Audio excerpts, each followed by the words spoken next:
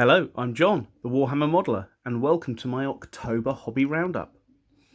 Now, as with September, October is quite a busy month for me, so I don't get much time to do as much hobby as I'd like, but I did manage to finish 3 models and associated bits and pieces for those models this month. I'm really quite happy with them, so it's only going to be a short roundup as I go through these models.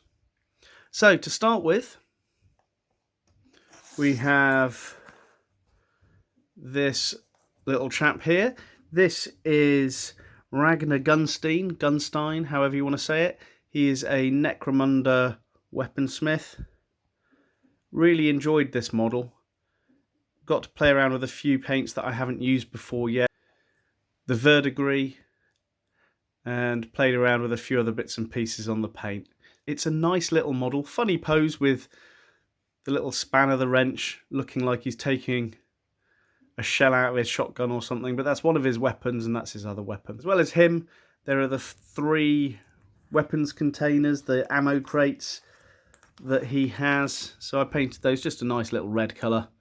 Used a few different layers of contrast paints, inks, that kind of thing, just to get those nice and simple.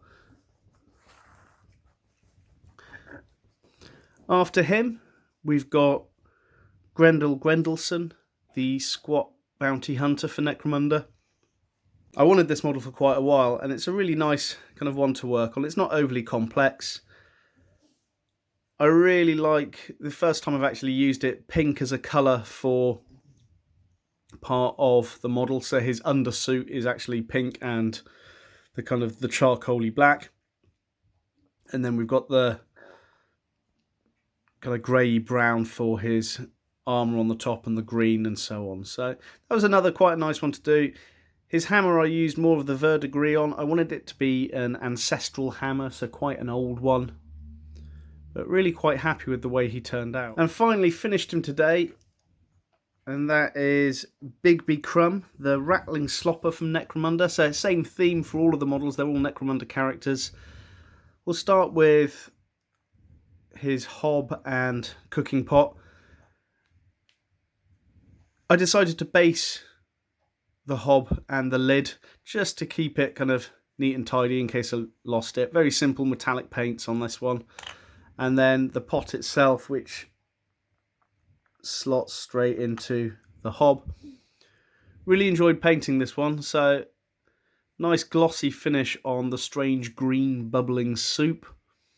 And then the tentacle coming out of it and his boot in the soup. And then here is Bigby himself.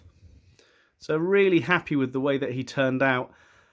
I rarely do things like stripes because I often get them wrong, but I'm quite happy with the way that the pink stripes turned out on here.